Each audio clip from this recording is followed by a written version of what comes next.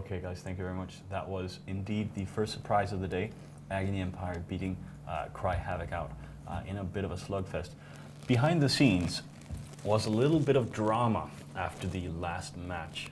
CCP Claw, of course, is the hammer of justice that dishes out the rules and punishment harshly but fairly. And we've been told that Admiral Gaberius of Hydra Reloaded has been banned from the tournament because he was apparently flying around in neighboring systems in the tournament area.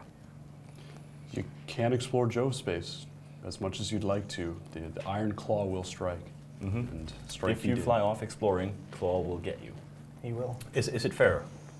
Perfectly fair. He knows what system he should be in for the tournament, and he shouldn't be messing around. He comes to fight and he goes home. That's the way it is. That is absolutely true. Yeah, a bit of Claw justice-y there. So this one, I believe, was the first time we saw a six-man team win. I believe it may have been the first time, because otherwise that setup has done statistically very poorly. What worked for them, Angel? It was actually really clever, their setup. The Scimitar is a weak tank locally. It does require some support from his mates, which Cry Havoc did have in the beginning. And they were testing the ship, they were testing the general tanks and to see if they could break it without destroying logistics drones. They couldn't. So Agony did what some teams have failed to do and shot those drones, killed them. And what happened was, as the drones got lower, Cry Havoc made the fatal decision to pull those drones in. And that was the support and the tank of the Scimitar. Once those drones went in, Agony immediately switched their guns, all of them, to the Scimitar, put it deep into armor within seconds, and there was just no time for Cry Havoc to compensate. From then on, it was the tank of the team, but the team needed to tank for it. So that Scimitar really was the keystone of the team, and once it fell, it was only a matter of time.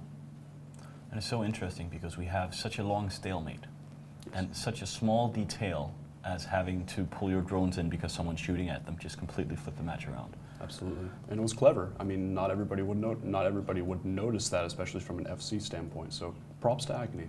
It was very clever.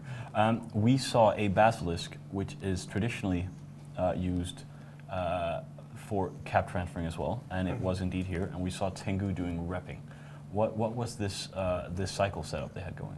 It was just they had, like you said, they had the Basilisk there purely for cap transfer. They had the T3, the Tengu, acting there as a logistics ship, and it's kind of like it's a little bit of a play on what you would usually do, because it throws people off. You think, there's a Basilisk there, it's going to be remote repping, and all it's doing is just feeding cap. Whereas you've got a T3 with a really heavy tank that can support itself pretty much as long as it has the cap from the Basilisk, and it just works really well because you don't know which one to go for first.